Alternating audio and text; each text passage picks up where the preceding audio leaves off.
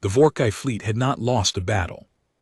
In 600 years, 600 years of expansion, 600 years of burning colonies and cracking open planets like eggs, 600 years of every species in the known galaxy learning one simple fact: when the Vorai came, you either surrendered or you became debris. They were not cruelty implied emotion.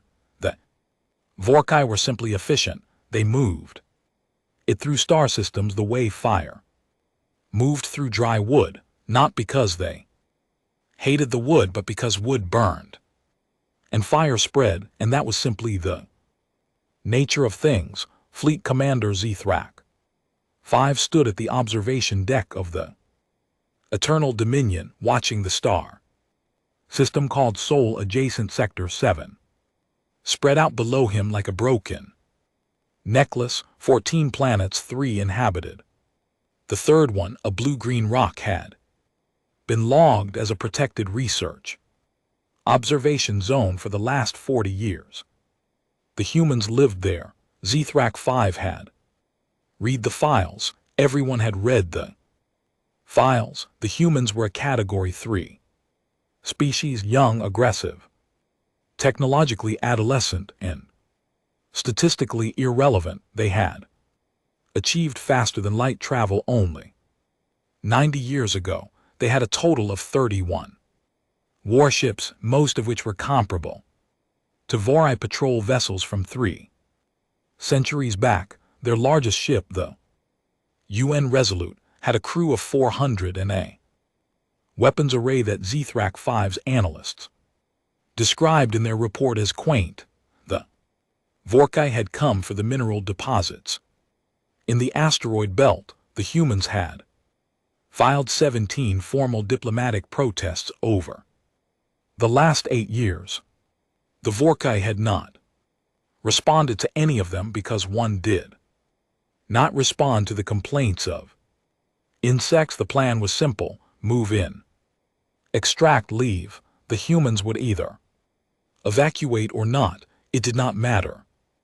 Commander, said Navigation Officer Breath, his 4 eyes blinking in the dim blue light of the bridge, we are entering optimal extraction range. The human defense perimeter is... He paused. One of his eyes twitched. The human defense perimeter is offline. Zithrak 5 turned from the window. Define offline. It is not destroyed, Commander. It is simply not broadcasting. Their entire outer sensor grid went dark 14 minutes ago. This was unusual. The humans were, if nothing else, consistent. In all 40 years of observation, they had maintained their little sensor grid like a nervous animal guarding its burrow. It went offline when they ran drills. It went offline during solar interference events. It had never gone offline when a hostile fleet was sitting 3 light minutes away. A trap, said Weapons Chief Gorak. Not as a question, he said. Everything not as a question. It was a personality defect. Zithrak 5 had long ago stopped trying to correct. They have 31 ships. Zithrak 5 said, we have 400. There is no trap they could construct that would matter. Then a mistake, said Gorak. Likely. Zithrak 5 turned back to the window. Proceed with approach. Formation Delta, standard extraction protocol. If their defense ships attempt engagement, disable and push aside. I don't want to explain to the Council why we destroyed an observation species before the resource extraction was complete. The fleet moved 400 ships, not all of them warships. The Vorkai were efficient, so a significant portion of the fleet were transport vessels, mining platforms, automated haulers, but 212 were fully armed warships, ranging from sleek destroyer-class vessels to the 3 massive dreadnoughts that formed the fleet spine. The Eternal Dominion was one of those dreadnoughts. It was 7 km long. It had been in continuous service. For 230 years, it had never taken a hit. That required more than minor repair. It moved through the dark between stars the way mountains move through nothing. Because mountains didn't move, and neither in any meaningful sense did the eternal dominion. 20 minutes into the approach, Sensor Officer Vethers spoke. Her voice was careful in the way that voices got when the speaker was not sure they were reading their instruments correctly. Commander, I am reading one vessel. Geosynchronous orbit above the human home world. That is expected. They have a shipyard station there. This is not the shipyard station, Commander. This is a warship. She paused again. Longer this time. I don't recognize the classification. Zethrak 5 walked to her station. He looked at the sensor. Read out. The vessel in orbit was big, not dreadnought big, not by Vorai standards. It was perhaps 2 km in length, which for a human ship was extraordinary, but by galactic standards was still relatively modest. What was not modest was its energy signature. Zethrak 5 had spent his career learning to read energy signatures. They told you everything. Drive type, weapon charge state, shield capacity, power generation class. Category 3 species energy signatures were recognizable the way a cooking fire was recognizable, small, hot for their size. Contained. This energy signature was not contained. It was the kind of number that appeared on his display when he was looking at the largest warships operated by the Cassidy Hegman, who were a Category 8 species with 4,000 years of military development. It was the kind of number that made his analysts pause and double-check their equipment. Recalibrate sensors, he said. Already done, Commander. Twice. The energy signature did not change. What are they charging? He asked. Bates' hands moved over her controls. She was good at her job, was thorough and unflappable, and she had served on his bridge for 11 years. Her hands were not quite steady. I cannot identify the weapon type, Commander. The charge pattern does not match any catalog technology in our database. She looked up at him, for eyes, all of them asking the same question. It doesn't match any technology in the hegemony's database. Either. I cross-referenced. The bridge was quiet. In 600 years of Vorai expansion, this kind of quiet had not happened. Zethrak 5 had read about it in old records, the kind of records they kept about first contacts with genuinely dangerous species, back when the Vorkai were still climbing the ladder and not the ones holding it. He had read about that quiet. He had never heard it. Open a channel, he said. The communication officer, young, his scales still pale with inexperience, looked at him with something close to relief. Communication meant talking. Talking meant not whatever the alternative was. Channel opened. Commander Zethrak 5 straightened. He was a commander of the Vorai fleet. 600 years of unbroken record. He did not feel fear. He did not allow himself to feel fear, because fear was data and data could be managed, and he was very good at managing data. Human vessel, he said, in the universal trade tongue that every species above Category 2 was expected to learn. You are in the approach corridor of Vorai Fleet Cluster 7. This sector has been designated for resource extraction under Vorai Expansion Protocol 14. You are advised to stand down and withdraw to a safe distance. This is a courtesy communication. It will not be repeated. The channel hummed, then a voice came. Back it was a human voice, low male. The kind of voice that had spent a long time learning how to sound like it was. Not in a hurry, because people who are not in a hurry have already decided what they're going to do. Commander Zethrak 5. We know your name, we know your ship, we know your fleet composition, all 412 vessels, including the support craft. You're running dark on your port flank. We've been watching you for a while. The channel hummed again. I'm Captain Elias Vance. This is the UN Herald of Ruin.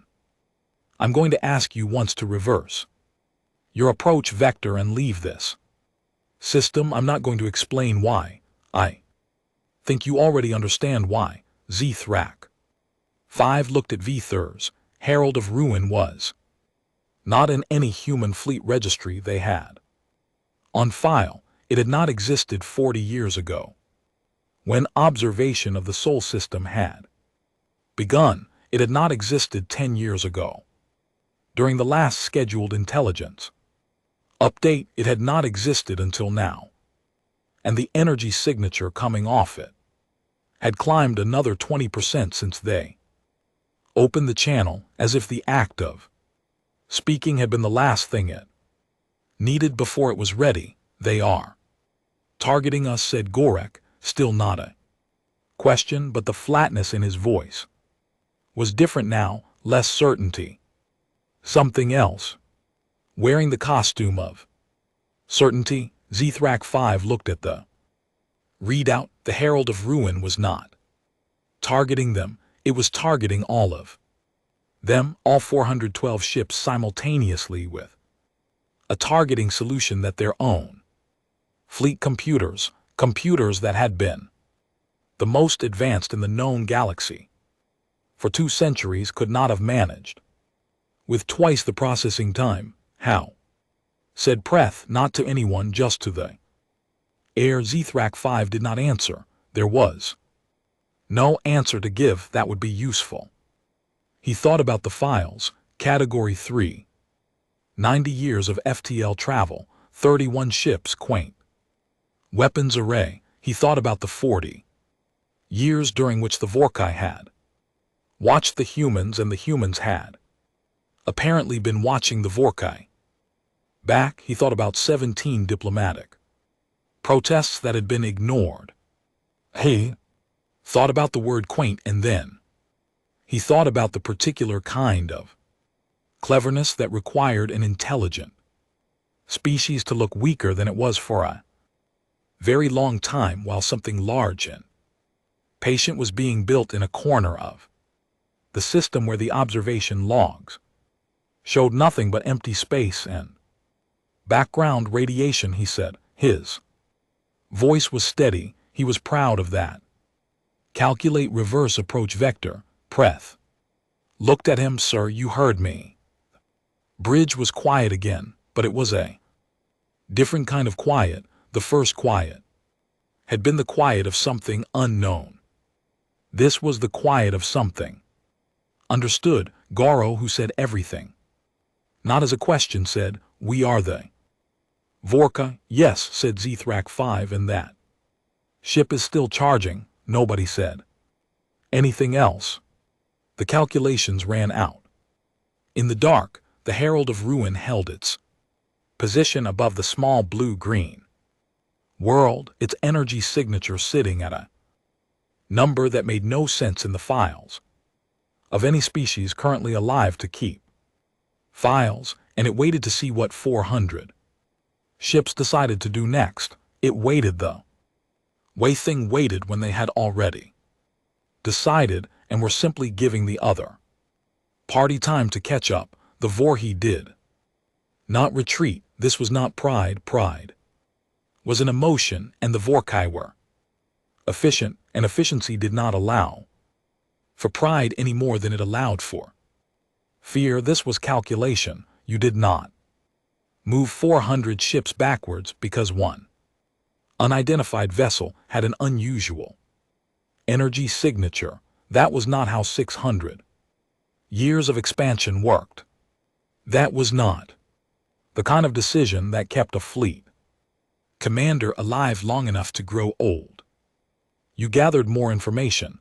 HFY ordered the fleet to hold position. He ordered 6 destroyer-class ships to break formation and move in a wide arc around the planet, not aggressive, not yet, just repositioning, getting angles, getting a look at Herald of Ruin from different approach vectors so that his sensor officers could build a complete picture of what they were actually dealing with. It was a standard intelligence maneuver. They had done it 1,000 times. Herald of Ruin tracked all 6 destroyers simultaneously, its targeting systems updated in real time, maintaining locks on all 6 while also maintaining locks on the rest of the fleet.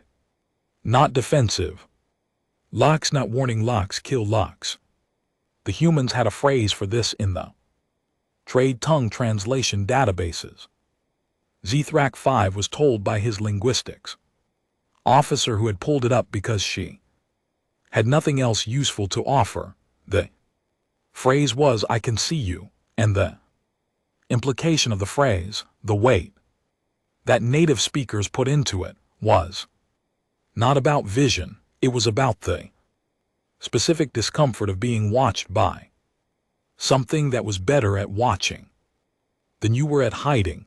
HFY found this piece of cultural trivia unhelpful. He went back to the files. 90 years of FTL travel. That was what the Vorkai knew. That was what the observation log said. The first human FTL jump had been recorded by a Vorkai long-range probe in 2157 by their calendar. Messy jump. Huge energy spike, the kind of signature you got from a species that had figured out the math but hadn't figured out the efficiency, like watching something learn to walk by falling forward very fast. The Vora had logged it, updated the file category 3, recently mobile, observed no intervention required. What the files did not say, what no file said, because no one had been looking for it, was what the humans had been doing in the 90 years since. Sensor Officer V-Thurs was very good at her job, while HFY read files. She was building a picture from every scrap of data the fleet's combined sensor array could pull. The energy signature, the whole configuration, the targeting system, behavior, the communications encryption, which she had been trying to crack for 20 minutes and which was, she reported, in a tone of flat professional bewilderment, unlike any encryption architecture she had ever encountered. Not stronger than Vorkai encryption, not even the same category of thing. It was as if someone had looked at the concept of encryption and then decided to approach the underlying problem from a completely different direction that her tools were not built to address, because no one had ever thought to build in that direction. They didn't improve on what we know, V-Thurs said when she brought her report to HFY. They went somewhere else entirely. Explained that our encryption systems are like. She paused. V-Thurs was not a metaphor person. This pause cost her something like a very complex lock. Anyone smart enough can pick a lock if they have enough time. What the humans have built is not a lock. I don't have word for what it is. My tools see it and don't know what question to ask. HFY looked at her. Are you telling me their communications are unbreakable? I'm telling you I currently have no method of approach. Whether that changes with time I cannot say. She met his eyes. What I can say is that this system did not exist in any form 90 years ago, 60 years ago, based on the architecture It is at minimum 40 years old, possibly. Older 40 years. The observation window. The period during which the Vorkai watched, logged, assessed, and concluded no threat category 3, ignore. 40 years during which the humans had apparently done something else entirely. Zethrak 5 called his senior staff.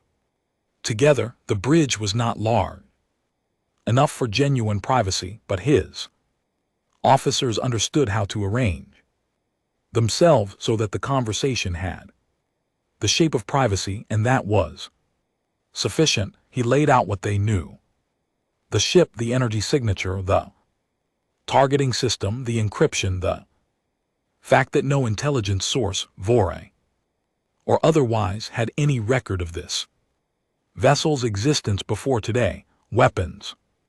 Chief Gorek said, "We attack overwhelm. 200 ships against one, even accounting for unknown technology, the numbers hold." "You believe that?"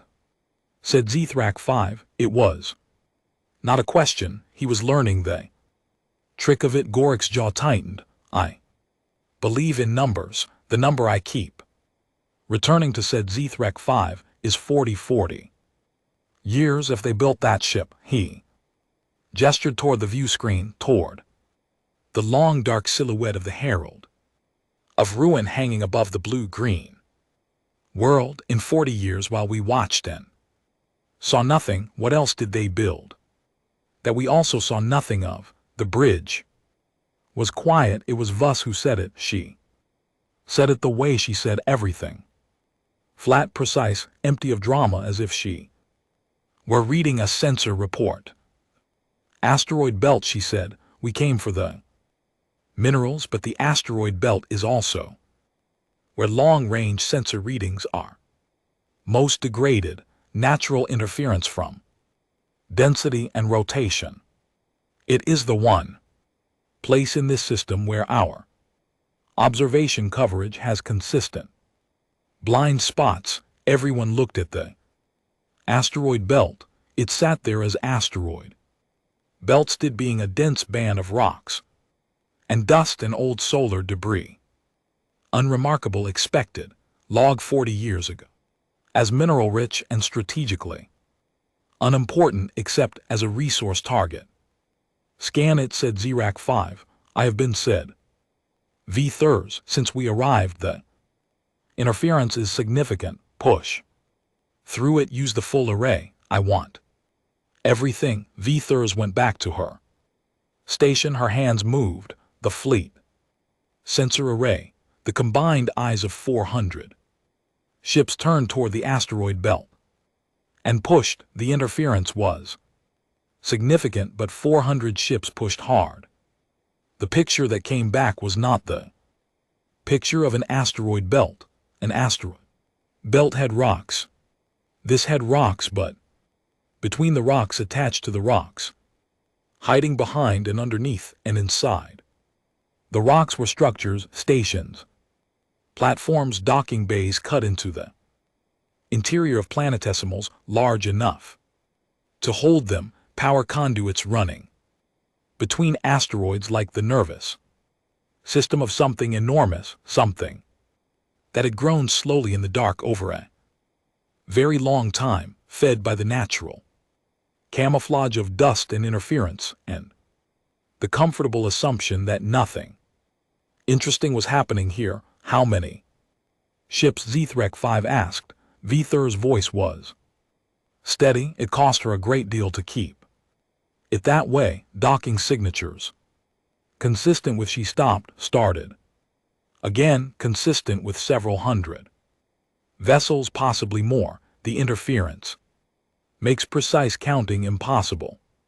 She paused. "But Commander, the power signatures from the stations, the combined output." She put the number on the screen. Gorek, who said everything not as a question, said, "That can't be right. It is consistent across all sensor platforms," said V-Thurs. The number on the screen was not the power output of a young species with 90 years of FTL Travel, it was not the power output of a Category 3 civilization. It was not the power output of anything that the known galaxy's filing system had a Category 4.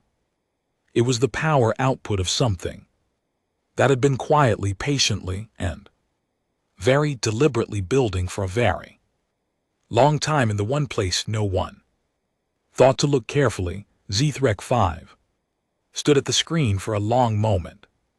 Then the communication channel opened. They had not opened it. It opened itself, broke through their carrier.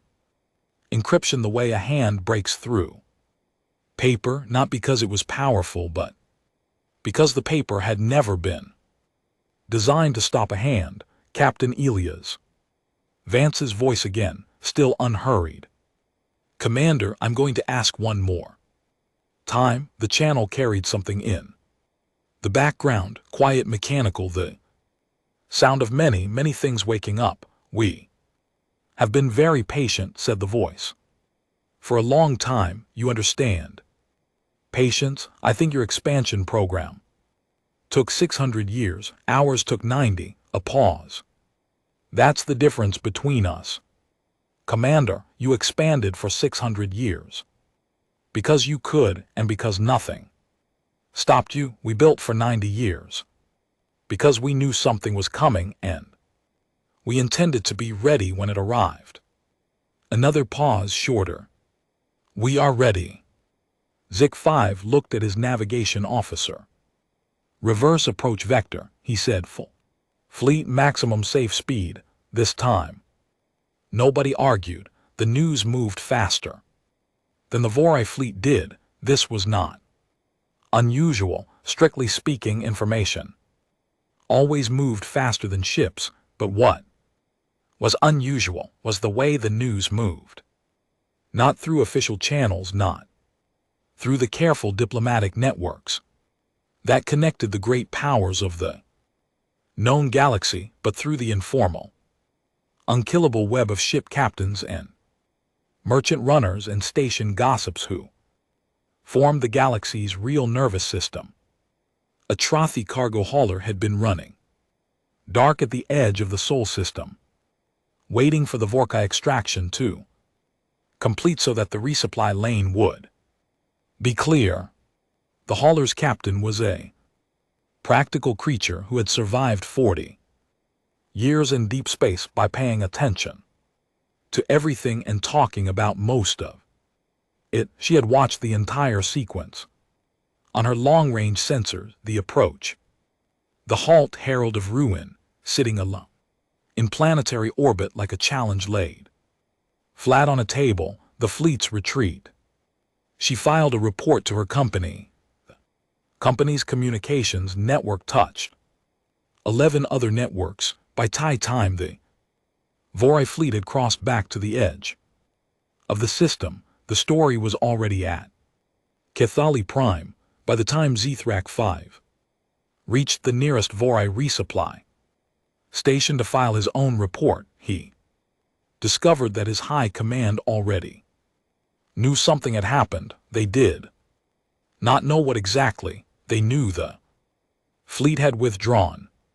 They knew it had involved a human vessel. They knew that withdrawal had been voluntary. The last part was the one that did the most damage. In 600 years of expansion, the Vorai fleet had never voluntarily withdrawn from an approach. Never. The record was clean. You could search it and find roots. Yes, in the early centuries before the fleet was what it was, you could find tactical repositioning. You could find strategic retreats ordered from high command for reasons that had nothing to do with enemy action. You could not find a fleet of 400 ships turning around because a single vessel asked them to. High command wanted answers. HFY 5 gave them everything. The sensor data, VTHRs analysis, the recording of Captain Vance's communication, the asteroid belt scan and its impossible numbers. He gave them the images of the Herald of Ruin and its energy signature sitting on the screen next to the Cathali Hedges flagship for comparison, because that comparison made the point faster than words. High Command went very quiet, not the operational quiet of a fleet bridge, the deep political quiet of people reassessing a fundamental assumption.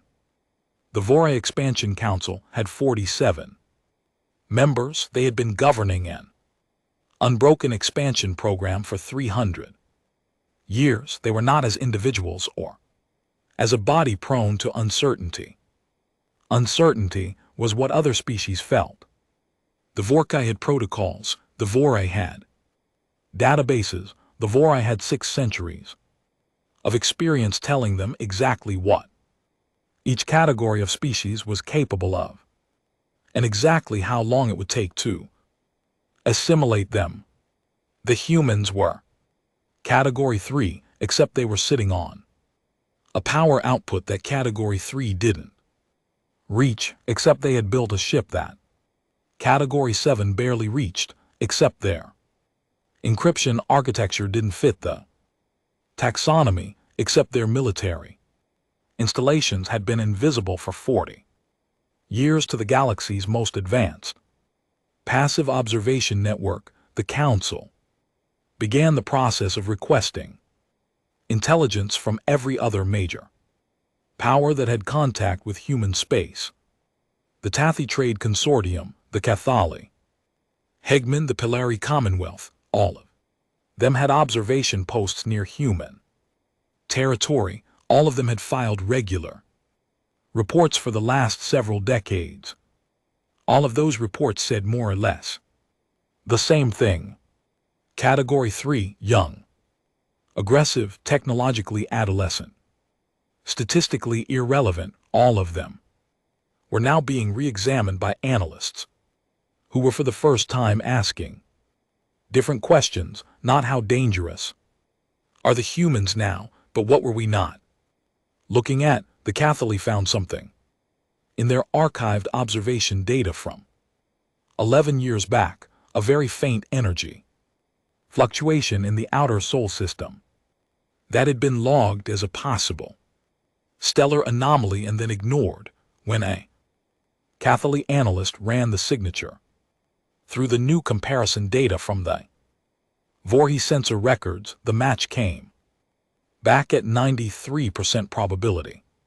Not a stellar anomaly, a jump signature, a very clean, very quiet jump signature from something large entering and leaving the Sol system at a range so extreme and with a profile so minimal that it had blended into background noise. They had been practicing long-range jumps 11 years ago minimum. The Cathali senior intelligence officer, a being who had spent 60 years in the business of knowing things and had reached the point in that career where very little surprised her, looked at the match result for a long time. Then she called her director. Then her director called the council. Then the Cathali diplomatic service drafted 3 separate urgent communicates to 3 separate parties and debated for 6 hours which one to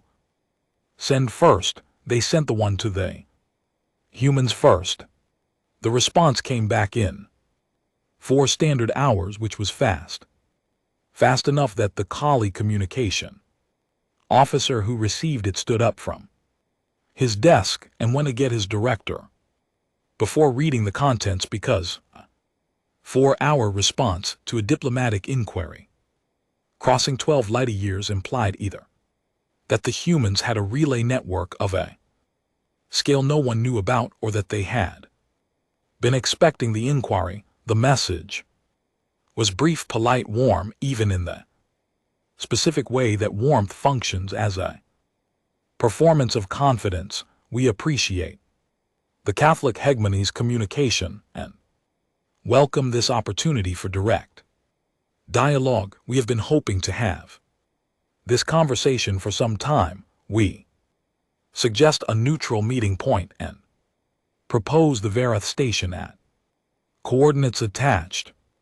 We are prepared to send representatives within 48 standard hours.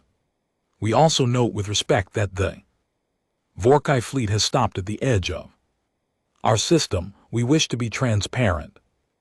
They are welcome to leave. We have no hostile intent toward the Vorkai or toward anyone. We are simply no longer willing to be ignored. The Catholic director read this message twice. Then she made the observation that would be repeated in various forms across the next several weeks by every senior official of every major power who read it. They said no longer willing. She said not no longer able. They chose this. It meant something.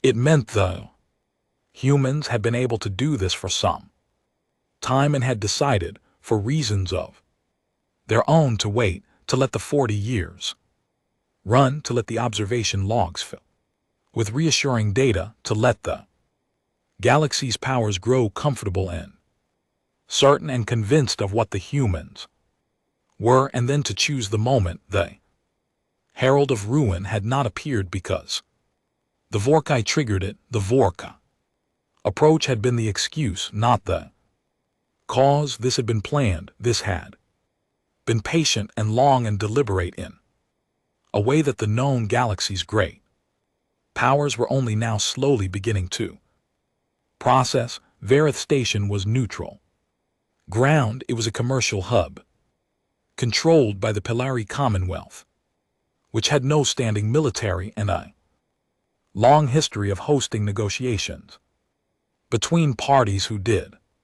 It was 3 jumps from Sol and 2 from Cthali Prime and 4 from the edge of Vorai space, and it had the best communications infrastructure in the sector because the Pelhari had spent 2 centuries building it for exactly this kind of purpose. The humans arrived in one ship, not the Herald of Ruin.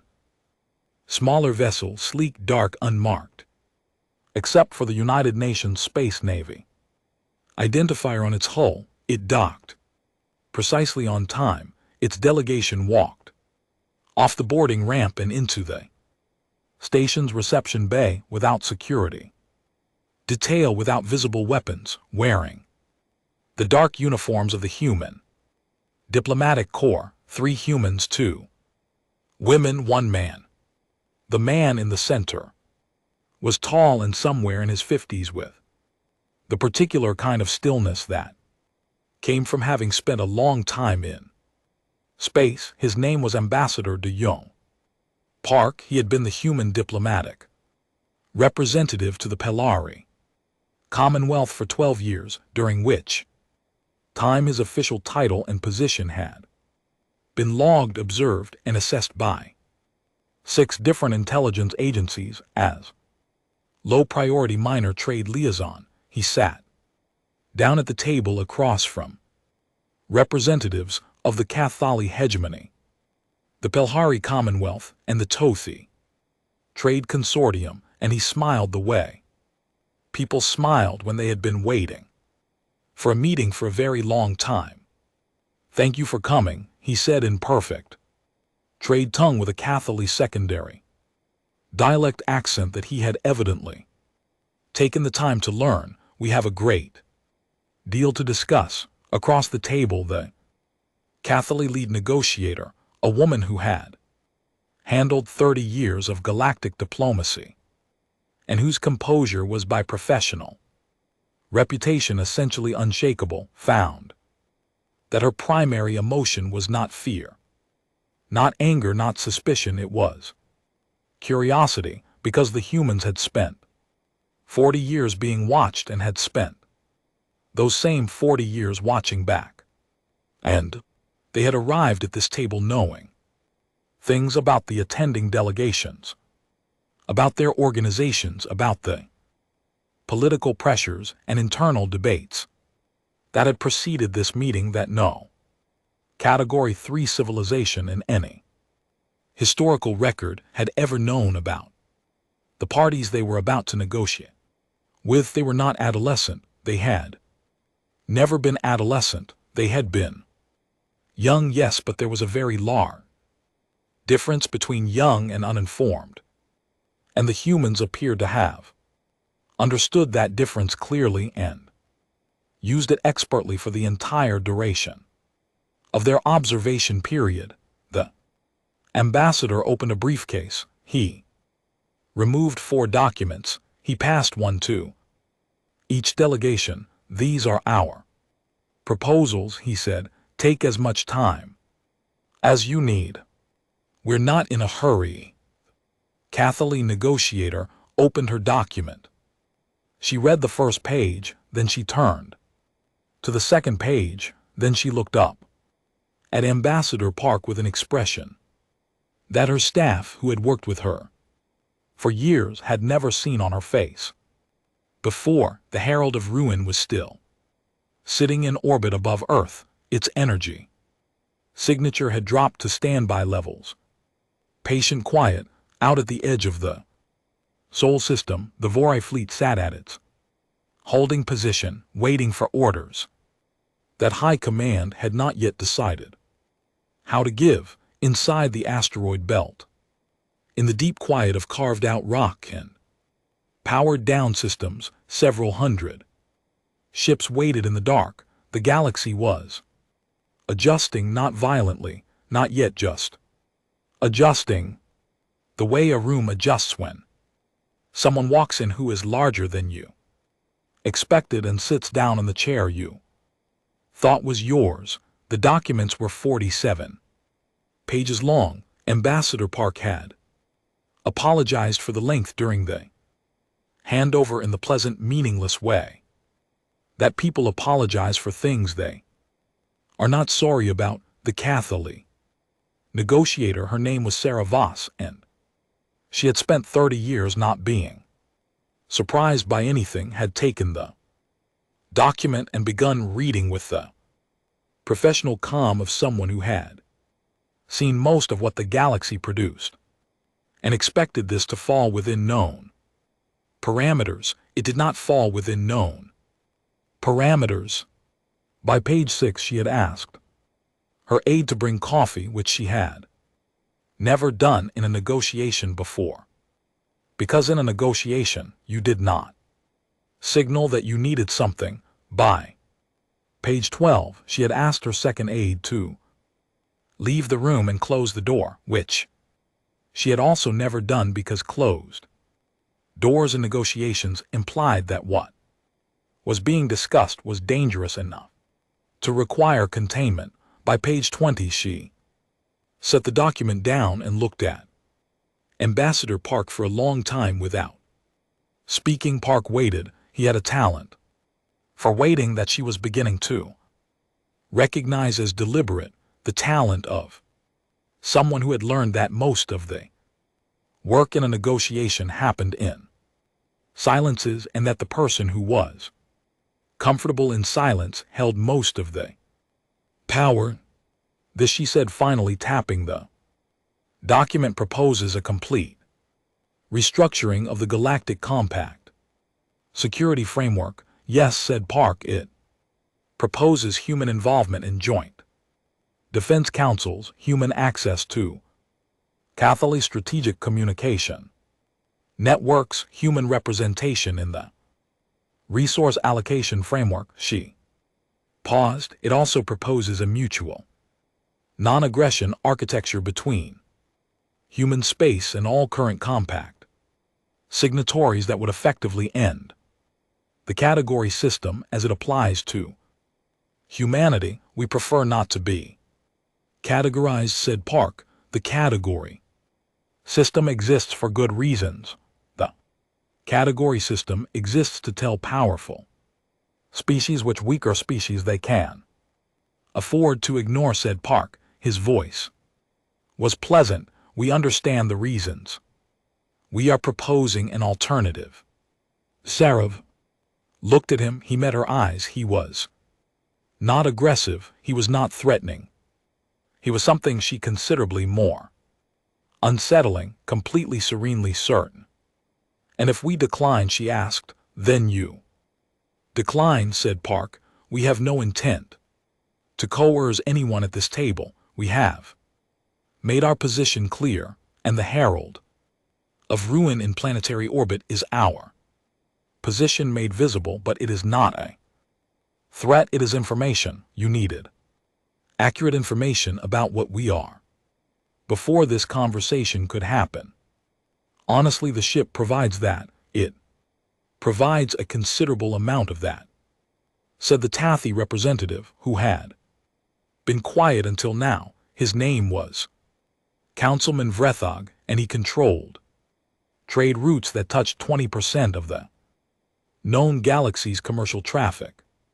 He had read the document faster than Sarah Voss because he read everything fast and remembered most of it, and he had arrived at page 23 before she had, and page 23 was the trade proposal.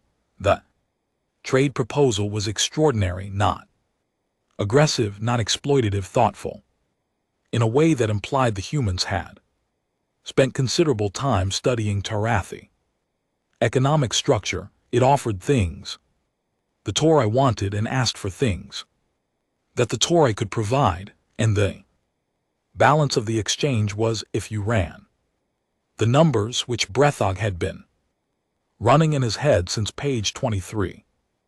Genuinely fair, the humans were proposing a fair deal. In Brethog's experience, a party that held a strong hand and proposed a fair deal was either very naive or had thought further ahead than you had. The humans were not naive.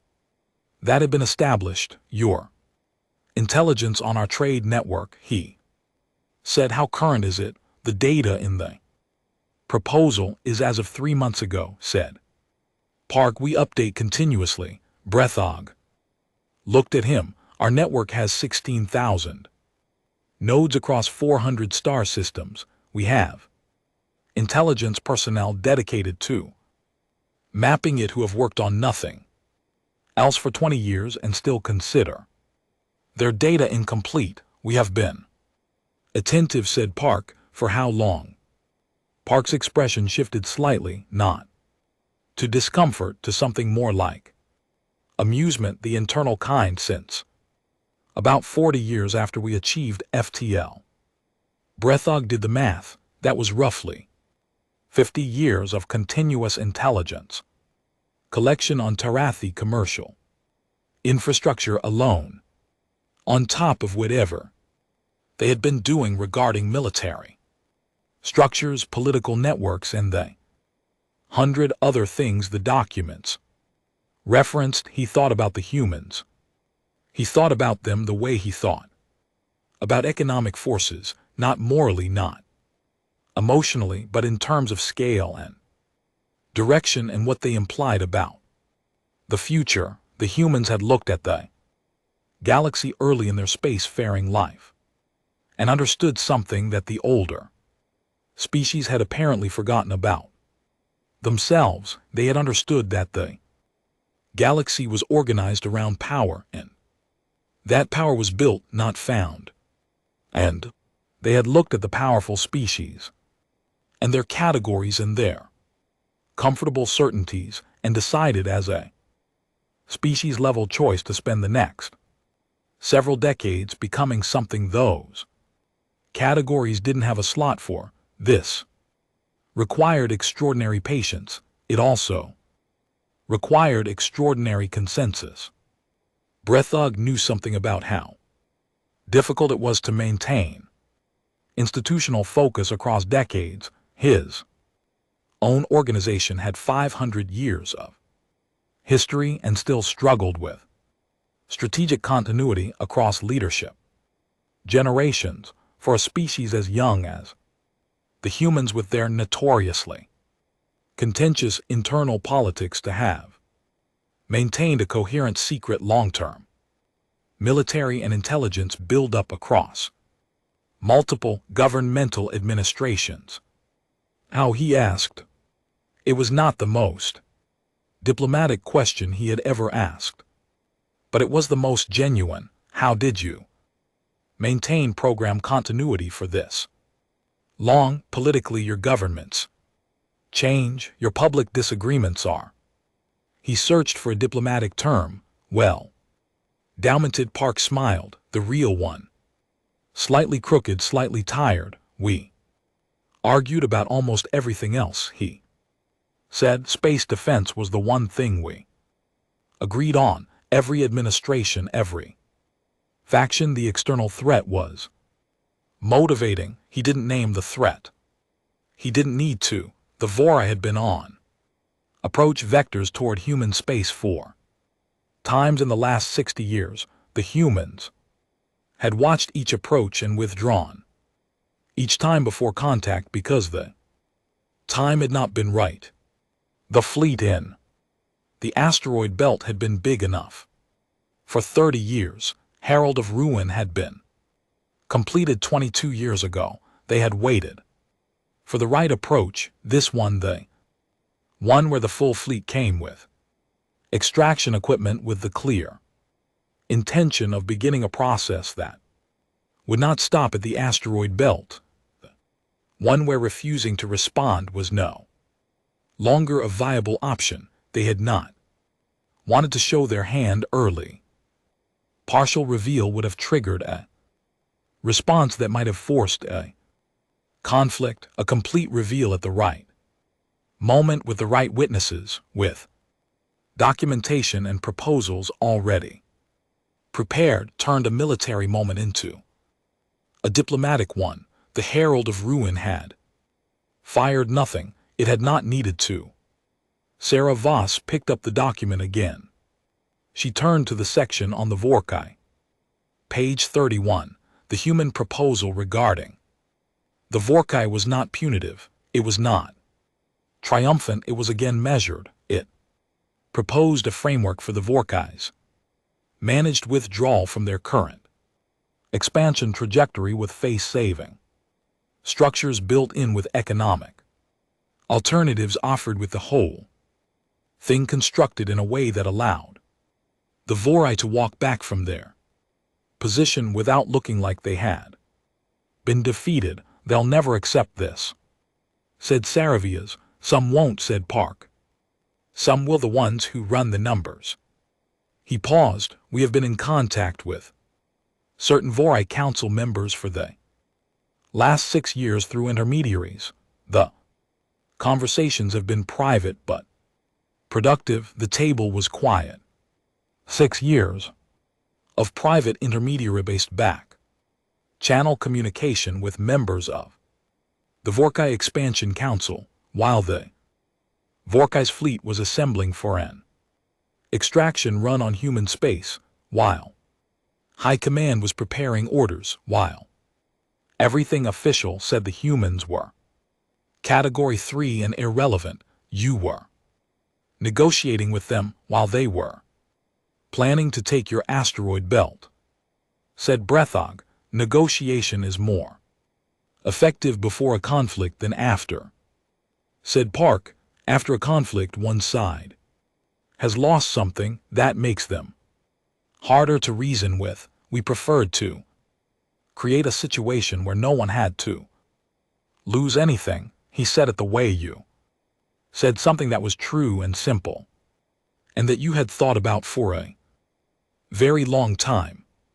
The Pelari representative, who had been the quietest of the three, a small careful being named Ithsala, who ran the Commonwealth's diplomatic infrastructure, and whose skill was in creating spaces where difficult conversations could happen, set down her copy of the document and looked at the human ambassador with an expression of pure professional appreciation. You are not asking for power, she said. You are asking for a seat. We are asking for accurate representation, said Park. We have been here for a while. We are part of this galaxy. We would like to be treated as such. He looked around the table. We understand this is a significant adjustment. We have tried to Make the adjustment as manageable as possible. The documents are detailed because we wanted to give you everything.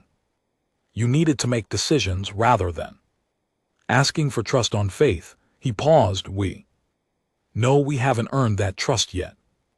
We are proposing a structure by which we can earn it over time. Sarah looked at the document in her hands, 47 pages.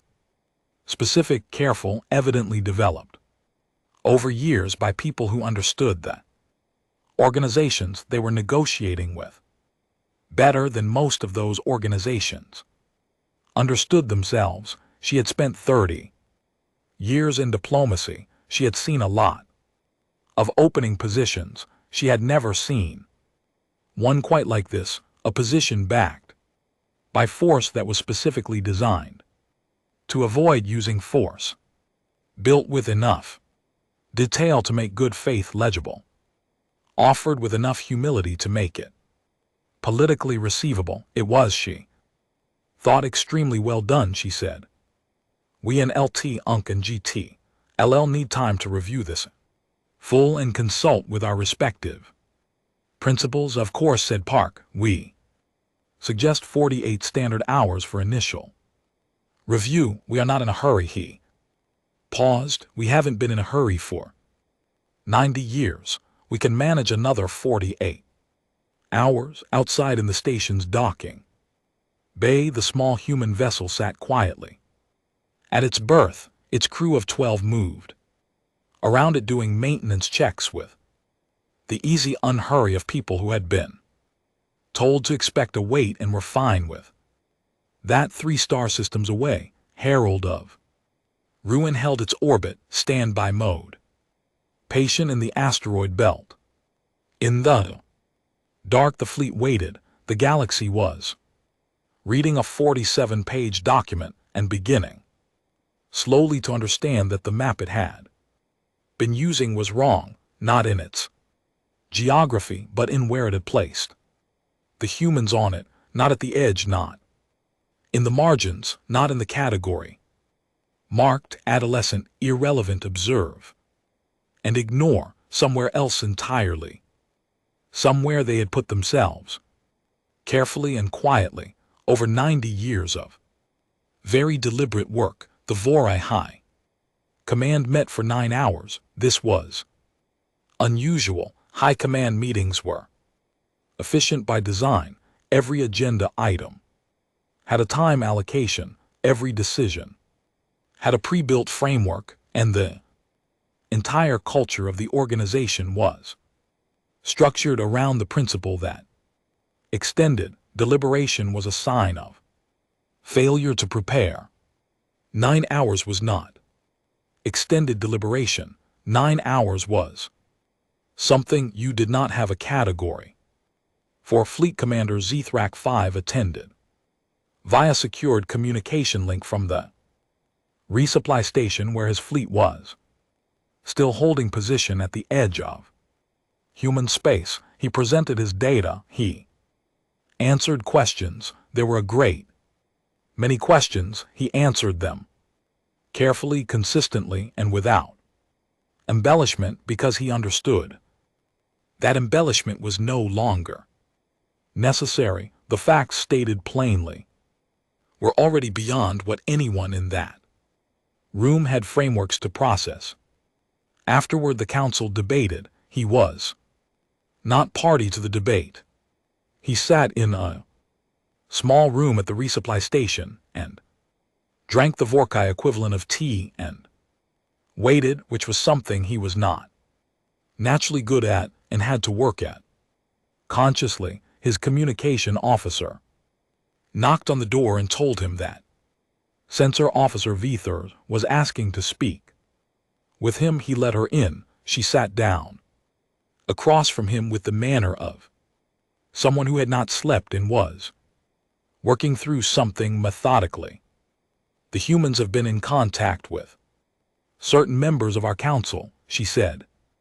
He had not told her this. The information had come out during the council session, which was supposed to be internal. He looked at her. How do you Know that because the math doesn't work. Otherwise, she said the documents they presented at Verith Station, the Catholic negotiators' aide filed a partial summary. Through diplomatic channels within 6 hours of the meeting, the summary mentions council-specific structural proposals you cannot draft without detailed knowledge of our internal governance. That kind of knowledge doesn't come from passive observation. She paused. Someone talked to them for a long time. Zthrak 5 looked at his tea. The council is aware, he said. What will they do about it? He was quiet for a moment. What would they do about it? It was a good question. The easy answer, the emotional answer, the answer that 600 years of expansion culture produced almost automatically was punishment. You found the members who had communicated with the humans. You removed them from positions of authority. You treated the thing as a breach and responded to it as a breach. But the humans had been right, and the council members who had spoken with them had presumably concluded that the humans were right and had been trying in their quiet way to prepare the council for a reality that the official data was not showing them, and the humans had not so far been threatening. They had been, he kept returning to this word, patient, and they had built a position that was strong enough to be threatening and had chosen not to use it that way. The Vorkai expansion program had hit something, not a wall. You hit a wall, and it stopped you. This was different. This was something that had looked at the wall you were building and built a larger, quieter one of its own, and had put it exactly where your expansion program was going to eventually, and was now standing next to it saying, "We could talk about this. I don't know what they'll do," he said. Vass nodded. It was not a satisfying answer. It was an honest one, and she recognized the difference. The power output from the asteroid belt, she said. If they brought that fleet into the open, we would lose.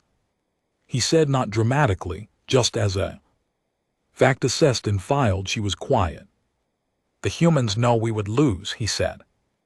That's why they didn't bring the fleet into the open. They know that a fight they win is worse for them than a negotiation they win, because a fight would require them to hold territory, and holding territory requires sustained hostility, and they have made a decision as a species, apparently, which is not easy, that they do not want to be at war with everyone for the next several hundred years. Vithais thought about this.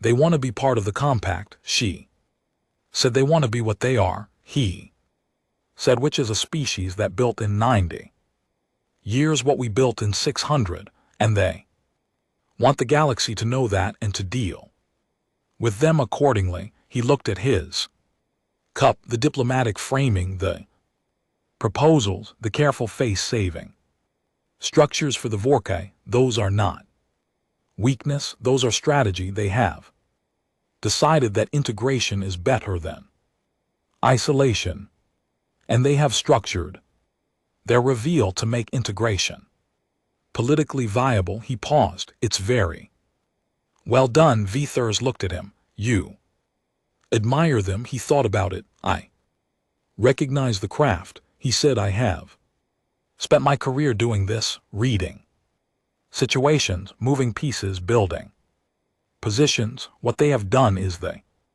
same work at a larger scale over a longer time with better results. He put down the cup. Yes, I admire the craft. The reply from High Command came 2 hours later. The Vorai would engage with the human proposals formally, and officially the fleet would withdraw from Sol adjacent Sector 7. The resource extraction operations were suspended pending diplomatic review.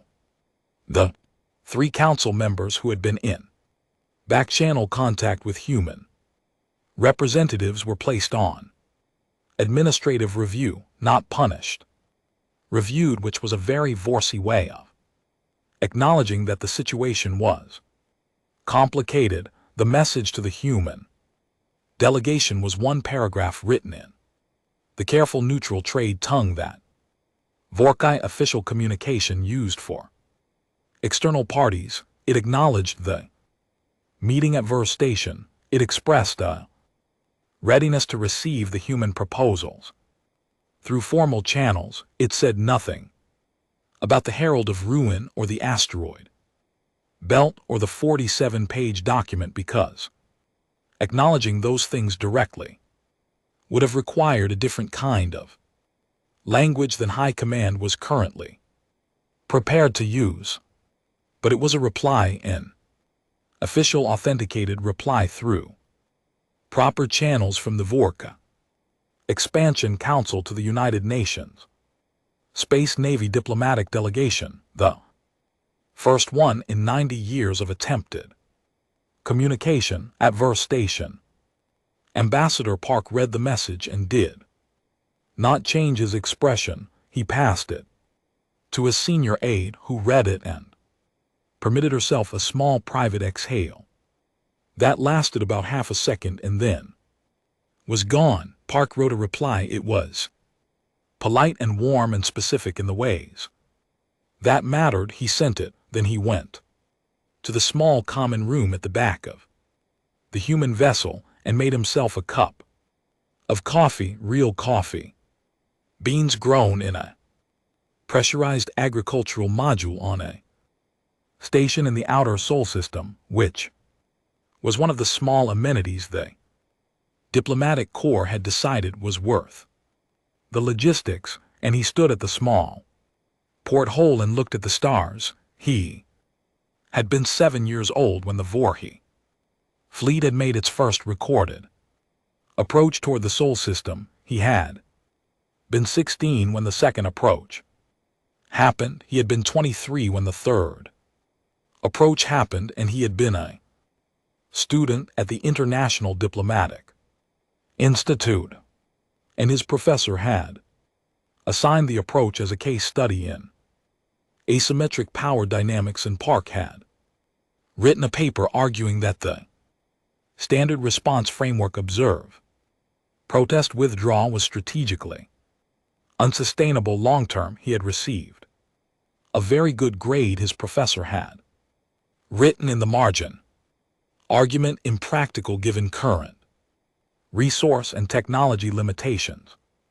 He sipped his coffee. The fourth approach had been this one. He had been 53, and for 20 years he had, and part of a program that most of the humans who knew about it called informally the long game, not because anyone had officially named it that, but because what else do you call a 90-year, multi-generational, bipartisan, species-level decision to refuse to be what the galaxy expected you to be? The long game was not a secret exactly. There had been public debates. There had been funding discussions in open legislative sessions. There had been academics who published papers about it, and journalists who wrote about it, and citizens who had opinions about it. The galaxy's observation networks had recorded all of this. What the observation networks had not done was pay enough attention to understand what they were looking at, because paying attention requires that you believe what you are looking at might matter, and the galaxy had decided at Category 3 that the humans did not yet matter enough for that level of attention. This was the gap the long game had slid through, not deception exactly. The information was there. The conclusions drawn from it were wrong, and they were wrong because the observers were not trying hard enough, and they were not trying hard enough because they had a category that told them not to bother. Categories were comfortable. They organized things. They let you focus your attention on what was important and let the unimportant fade. To background, the humans had been background right up until they weren't. 3 weeks after the Vareth Station meeting, the Cathali Hegman signed a preliminary agreement on joint research cooperation with the human delegation.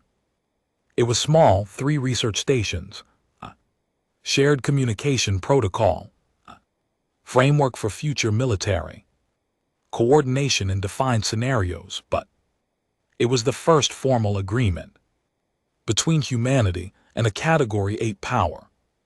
And when it was announced, the diplomatic networks lit up with analysis and commentary and a quiet, uncomfortable reassessment of positions that had seemed stable a month ago. The Tothi Trade Consortium signed a commercial framework agreement 2 weeks. After that, Brethog had gone back to his principles with the human proposal and had spent a week arguing for it, not because he particularly liked the humans, but because the trade analysis was sound and the alternative, treating the humans as adversaries, was a calculation that got worse with every piece of data he ran. The Pelari Commonwealth, which had been neutral for centuries by design, issued a statement welcoming the new developments and offering Vareth Station as a permanent diplomatic hub for ongoing negotiations. If Salah, who had hosted the first meeting, was appointed as the Commonwealth's permanent liaison to the new human diplomatic mission, she sent a personal communication to Ambassador Park on the day of her appointment. It said simply, "I have been doing this work for a long time. I have never seen a first contact go like this. I wanted to tell you that." Park wrote back, "Neither have we. We planned for it for 90 years. And it was still strange when it happened. Thank you for the space you created at Vareth. It mattered." Herald of Ruin left Earth's orbit 6 weeks after its appearance. It did not go far. It moved to the L2 point of the solar system, a stable gravitational position visible to any observer, making no threatening moves, simply present in the way that a fact was present. The fleet in the asteroid belt remained in the asteroid belt. The Vorkai knew it was there. The Cathali knew it was there. Everyone who needed to know knew, but knowing was different from seeing, and for now the humans had decided that known but unseen was the right configuration. The fleet was not a weapon, it was a condition of negotiation, the same way the Herald of Ruin's visible presence was a condition of negotiation. Context, not threat. In the Sol system, in the cities on the blue-green world, people went about their lives, most of them knew in outline what had happened. The news had covered the appearance of the Herald of Ruin, the Vorai fleet withdrawal, the Vareth Station meeting. There were parades in some cities and quiet in others, and in the cities where the families of the long games builders lived, there were small private gatherings where people who had spent decades working on something that the public could only partially know about sat in each other's living rooms and said nothing much and meant a great deal. The generation that had started the long game was mostly gone. The generation that had finished it was getting old. The generation that would live in the world it created was young, and some of them were watching the Herald of Ruin telemetry feed on their screens and feeling the particular sensation of living inside a history that had not finished deciding what it was. Zthrak 5 filed his final report from Seoul, adjacent Sector 7, and received his new assignment, a quieter posting further from human space in a sector where the expansion program was still running on the old assumptions. He accepted the assignment without comment. Before he left the resupply station, he sat down at his desk and wrote a private communication, not official, not logged, to an address that had been provided to him through the careful back channels that were now slowly becoming less necessary by someone in the human diplomatic service who had thought it might be useful. It was a short communication. He was not a long communication person. It said, "I have read the proposals. The architecture is sound. I believe the VORA will eventually sign the non-aggression framework. It may take time. We have a council culture that moves slowly when it is asked to move away from certainty. But the math is clear and we follow the math. I did not expect this outcome. I want to say that directly. In 600 years we have not encountered a species that surprised us this completely. I believe it is important to say so when it is true." He sent it. He did not know if he would receive a reply. He thought he probably would. The humans were, among other things, very good at correspondence, and they tended to respond to honesty with honesty, which was a quality he had not expected and found at this late stage of his career genuinely refreshing. He picked up his bags and went to the docking bay behind him at the edge of the Sol system. The Herald of Ruin held its position at L2 and watched the dark with patient, quiet, unhurried attention, the way things watched when they had been watching for a very long time and intended to keep watching for a very long time more. The galaxy turned. It turned the way it always had, indifferent to the small dramas of the species living on its warm inner edge. Stars burned, planets orbited, the vast, impersonal machinery of physics proceeded without comment, but the category files were being updated in 6 different intelligence databases across 4 major powers. The updates were careful, precise, and written with the specific care of professionals who had learned recently and in some detail that their previous assessments had been wrong. The new category didn't have a number yet. The taxonomy hadn't caught up. What it had was a note flagged for review that said, "Reevaluate all prior data." Initial classification was based on incomplete observation. This species has been present in the galactic community for longer than recorded. They were never adolescent. They were patient. And below that, added by an analyst who had apparently felt strongly enough to break the standard format of a dry intelligence file. Do not ignore their communications. They have been trying to have this conversation for 90 years. They are very good at waiting. They are better at talking. They prefer talking. Pay attention to that.